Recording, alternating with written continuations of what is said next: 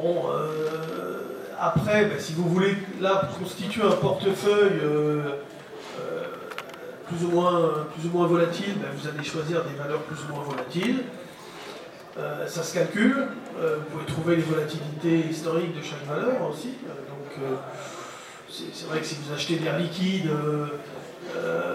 ça sera moins spéculatif que Total, par exemple, peut-être. Ce qu'on peut dire, c'est qu'effectivement, la volatilité est un paramètre de risque, qui permet de calculer le risque entre deux actifs financiers, et que la volatilité, si elle est bonne pour le trader normalement, elle est plutôt mauvaise pour l'investisseur, parce qu'elle va avoir tendance à le faire sortir, alors que le trader, lui, va essayer de jouer tous les swings. Donc c'est toujours un risque, mais c'est plutôt un avantage pour un trader, et c'est plutôt un inconvénient pour un investisseur. L'investisseur, lui, il recherchera plutôt un actif qui a une tendance, donc qui a une propension à suivre les tendances, mais sans grosse volatilité, sans augmentation forte de la volatilité.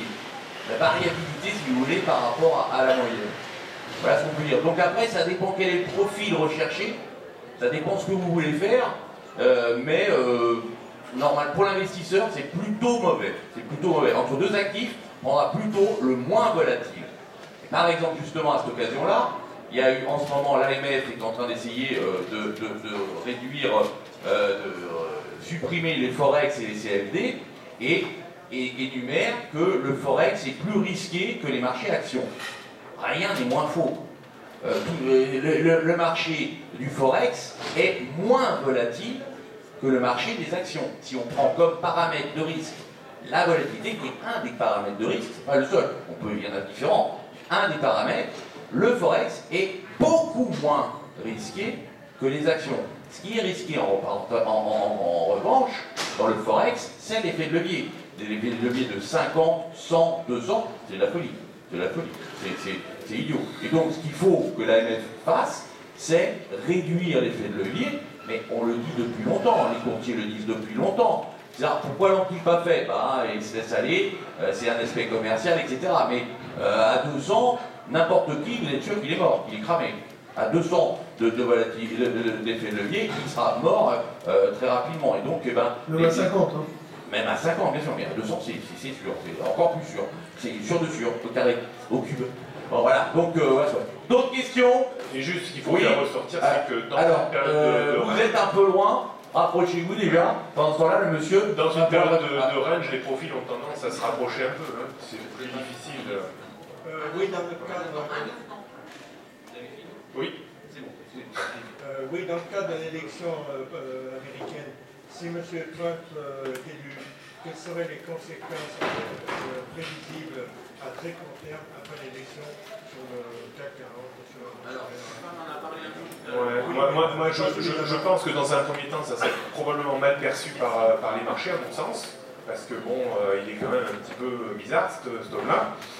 Mais que dans un deuxième temps, c'est quand même un chef d'entreprise qui va certainement favoriser, c'est un républicain, hein, qui va favoriser la relance économique et tout ça, donc peut-être que les marchés finalement vont bien apprécier. Hein. Donc j'ai l'impression qu'il va y avoir une petite douche froide au moment de son élection, s'il est élu, hein, bien sûr, et qu'après on va peut-être penser un peu différemment en disant peut-être que ça sera favorable finalement aux entreprises américaines, et ils auront peut-être des programmes de relance.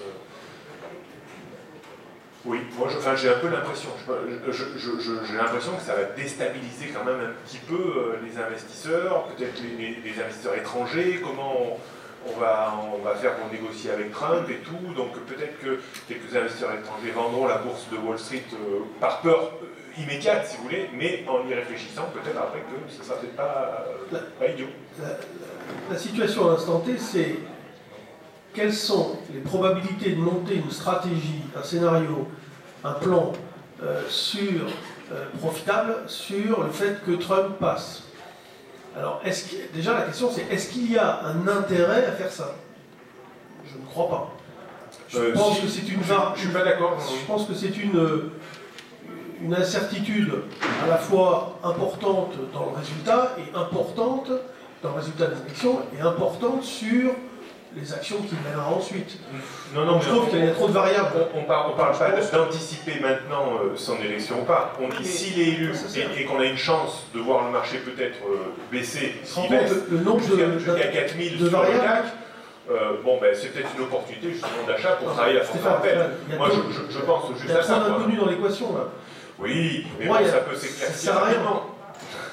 Je suis un peu d'accord avec Jean-Louis. On revient. Non, mais c'est rare. On revient sur ce que j'ai dit tout à l'heure. Le trader va chercher des opportunités peu risquées et fructueuses qui rapportent. Comme dit Jean-Louis, il y a beaucoup d'incertitudes. Il y a beaucoup d'incertitudes, on ne sait pas trop où ça va aller. Est-ce que c'est intéressant de réfléchir à si ça tombe pile ou si ça tombe face, qu'est-ce qu'on fera? C'est tellement d'incertitudes que ça n'a pas gros intérêt. Alors après, si on veut faire de la réflexion, alors, si par contre on a un portefeuille et on se pose des questions sur une couverture, c'est déjà pas tout à fait pareil. Parce que Jean-Louis parlait d'une position. Si c'est par contre qu'on prendrait une position de trading, là effectivement, on peut attendre. Mais attends, on va pas s'avancer. Bon. Non, mais en sachant que si Trump est élu, effectivement, il y a de grandes chances que ça bouge beaucoup au début, puis après ça fasse rien du tout, comme le Brexit. Ça, le Brexit, t'as vu tout seul. Oui. Et puis Trump, il a une grande gueule, et puis après on verra ce qu'il fait, hein. Ce sera comme partout, ce sera pareil. Trump ou Clinton, ce sera pareil, hein. Ce sera du kiff. Mais la différence de performance, parce que la corrélation, moi je ne la vois pas trop, mais la différence de performance, par exemple, entre le standard Poor's 500 et puis le CAC 40 ou le DAX, elle est énorme. Pourquoi elle est énorme aussi? Parce que c'est un comportement systématique que j'ai toujours vu depuis 35 ans que je fais du trading. Au départ, pas conscient, mais après, évidemment, on en prend conscience. Les Américains, dès qu'il y a une situation compliquée, dès qu'il y a beaucoup d'incertitudes, dès qu'il y a un manque de visibilité, dès qu'il y a des problèmes, ils ont un réflexe conditionné, c'est de rapatrier l'argent chez eux et de rester, si vous voulez, très investis sur les États-Unis, considérant qu'ils sont les plus forts du monde. Donc c'est ce qui explique de toute façon les performances qu'on observe sur les marchés américains. Trump, qu'est-ce qu'il va faire là-dedans? Bon, je ne sais pas ce qu'il apportera, mais je trouve qu'il y a beaucoup d'inconnus pour faire un pari là-dessus. Est-ce que c'est la bonne question à se poser si on veut faire de la bourse ou si on veut se placer? Après, dès qu'il y a une inconnue trop importante, si vous voulez que les probabilités de gain ne sont pas forcément claires, peut-être que le mieux c'est de ne rien faire, justement, ou d'attendre que le marché crée une possibilité, une opportunité. C'est ça, je pense qu'il faut faire souvent. En tant que trader, et comme je vous le disais tout à l'heure, de plus en plus, même en tant qu'investisseur. C'est ça qu'il faut avoir en tête. Bonjour. Chaque année, j'attends les votes à main levée des visiteurs du salon, qui est un paramètre très important pour anticiper. Ça marche certaines fois, d'autres fois ça donne rien, parce que l'intérêt c'est d'avoir quelque chose de tranché, d'avoir vraiment tranché, mais dans un sens. Alors, on va essayer de le faire, essayer de voter de manière honnête. Alors, on le fait sur combien de temps? Sur les 3 prochains mois? D'accord. Alors, sur les 3, et on prend le CAC, d'accord, comme référence. On va vous demander de lever la main si vous êtes acheteur ou vendeur. Si vous pensez que ça va monter, ou si vous pensez que ça va baisser, si le CAC va baisser dans les 3 prochains mois. Alors, tout d'abord, est-ce que si vous pensez que le CAC va monter dans les 3, et vous devez voter, hein, il n'y a pas de neutre, ça n'existe pas. C'est ou haussier ou baissier. Ok? Et vous pouvez essayer de jouer le jeu. Et de manière honnête, en ayant. Souffle pas. Et de manière honnête, en essayant de savoir ce que vous pensiez réellement avant de venir. Parce que vous allez peut-être en plus changer en ayant écouté. Que pensez-vous du CAC? Est-ce qu'il sera haussier? Alors les haussiers, levez la main pour les 3 prochains mois. Vous devez voter ou haussier ou baissier. Alors haussier, ça va faire égalité. Et non, attendez, laissez bien enlever, excusez-moi, mais ne levez pas les 2 bras. Hein. Tiens, là ça fait 40% ça à peu près. Et maintenant les baissiers. On est à un 50, petit peu plus de baissier quand même. Hein. C'est la loi du range. Un petit peu plus de baissier, mais à peine, ça fait 60-40. Hein. plutôt tendance à passer 60-40. 60% de baissier et 40% de baissier. Ouais, mais ça suffit pas pour...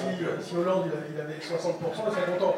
Donc Oui, non, mais... c'est 60%, c'est 50% plus que 40. Il pique mon micro. Oui, mais 60-40, c'est pas suffisant pour faire une loi, puisque normalement, pour la contrary, l'objectif c'est de voir une contrary opinion, c'est-à-dire que si tout le monde est dans un sens, il n'y a plus personne. Si tout le monde était acheteur, par exemple, vous aviez 70% de la salle était acheteuse, c'est-à-dire que tout le monde a acheté, il n'y a plus personne pour pousser, pour faire monter. Il n'y a plus d'acheteurs, plus personne ne peut retenir. Donc le premier qui va vendre, il va faire écrouler le marché. C'est ça la contrary opinion. Et ça, là, c'est médiocre, c'est mixte. Donc ça veut pas. Alors donc, quand c'est mixte, c'est la tendance qui a le plus de chances de l'emporter. Sauf que là, le problème, c'est que le CAC, il est plutôt un peu plat. Il y a une vague tendance haussière, mais elle n'est pas super nette quand même. En fait, c'est pour reprendre un peu l'idée, c'était Warren Buffett qui prend le taxi, il y a très longtemps, hein, Oui, et qui va le taxi qui lui dit il faut acheter du Microsoft, il faut acheter du Microsoft, etc. Et ne sachant pas que c'était Warren Buffett, bien sûr, et donc il est rentré au bureau, il a vendu l'image, hein, c'est-à-dire, surtout quand le chauffeur de taxi vous dit qu'il faut acheter, parce que les marchés vont monter, c'est vraiment l'heure de vendre. Et bah, j'avais fait un peu la même allusion dans la tribune en 1990, je crois, et j'aurais dit, quand ma mère me dit d'acheter du France Télécom, je vends, évidemment. Et moi je fais la même avec le boucher. Et toi tu fais la même avec le boucher. Alors là, tout le monde, toute la famille est réunie. Après, la position ouverte des idées qu'on peut retrouver sur les positions évidemment de marché considère qu'à partir de 70% d'acheteurs ou 70% de vendeurs, le marché n'a quasiment plus de chance de continuer de monter, ou même il va baisser si c'est 70% acheteurs, et il va donc monter si c'est 70% vendeurs. Bon, après, il faut regarder un petit peu la taille des PO. Aujourd'hui, c'est assez équilibré d'ailleurs ces derniers temps, parce que tout le monde s'est fait un peu prendre à contre-pied, et les tailles de position ouvertes, hein, les PO, ce qu'on appelle les PO, sont actuellement extrêmement modestes. Tous les gens sont hyper prudents. C'est vraiment une constatation que... Parce que même dans le crash avec le Brexit, moi j'ai pas mal de copains brokers qui m'ont dit pas de soucis. Non, c'est incroyable, mais vrai, non, on n'a pas liquidé de comptes clients.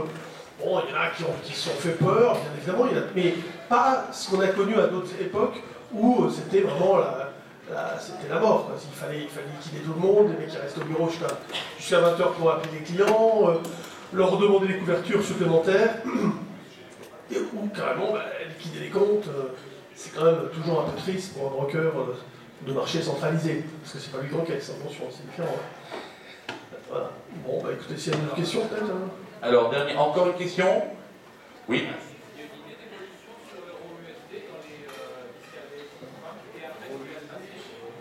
L'euro USD, il est dans un range autour de 1,12 depuis un certain temps. Peut-être qu'il faudrait qu'il franchisse ce que j'avais dit sur On en a parlé un petit peu tout à l'heure au débat de Bise. On était à peu près tous d'accord pour dire qu'il n'y avait pas grand-chose à faire, ce que vient de dire Jean-Louis également. C'est-à-dire que pour l'instant, c'était un peu stagnant. Là aussi, quand c'est stagnant, il faut attendre un moment qu'il y ait une tendance. L'objectif, c'est de rechercher un temps, quand c'est stagnant, vous allez plutôt jouer le range, mais avec peu de gains, beaucoup de risques, c'est pas terrible. Donc, le mieux pour l'instant, c'est de jouer le range, donc vendre les résistances, acheter le support, et en étant sur ses gardes, ou si ça casse, il faudra vite se retourner vite fait. Le mieux, c'est d'attendre un peu, ça casse, on attend un petit retracement, et c'est là qu'on essaye de se positionner, ça casse dans le sens, et on essaye d'acheter ou de vendre dans le sens où ça va casser. Pour l'instant, plutôt pas grand-chose. Dans notre service justement de trade du jour, on a un taux de réussite pratiquement de 100% ces derniers temps, parce que c'est vrai que voilà, il se passe pas grand chose. À force, on se dit à un moment donné ça va finir par sortir d'un côté ou de l'autre, mais c'est vrai que le dernier c'était un achat à 11,50, on a revendu à 1,1233, on avait vendu à 1,1273 je crois, on avait racheté, etc. Et ça marche tout le temps, donc à un moment donné, on se dit oh là là, c'est pas possible, ça n'existe pas. Mais ça continue, et ça fait un petit bout de temps qu'il n'y a pas d'intérêt, hein, en fait, là aussi. En dollars, c'est des petits trucs comme ça. Beaucoup d'or dans ce qu'on appelait tout à l'heure les TWAP. Vous avez été là, non, à midi? Non, quelqu'un était là avec. Quand on a fait la conférence sur le trading algorithmique, il y a beaucoup de trading algorithmique, mais tout petit. Comme ça, peut-être. Des gestions, même à la limite, qui lancent des ordres anti-WAP comme ça. C'était mieux. Je sais pas, 20 millions toutes les, 25 millions toutes les heures. Donc il n'y a rien, il se passe un petit quelque chose, il n'y a rien. Et puis c'est régulier, c'est régulier. C'est assez étonnant. Ouais. Bon. C'est vrai que la volatilité, pour reprendre ce que disait tout à l'heure André, sur l'eurodoll, elle est 2 fois moins importante que sur l'indice CAC 40. Il y a un coefficient 2 à peu près, en moyenne. Moi, je pense que la pression à long terme reste quand même un peu plus baissière, compte tenu que, à mon sens, Mario Draghi va continuer à injecter. Donc, il y a bien un moment ou un autre où on retrouvera une tendance un peu baissière. Et on ira au minimum chercher le bas du range qu'on avait fait, 1,05, voire peut-être 1. Mais il faudra attendre un petit peu Super Mario. Ok, messieurs, dames, je vous souhaite un bon week-end et rendez-vous pour le prochain journal technique le 24 mars. Merci, rentrez bien. Rendez-vous lundi.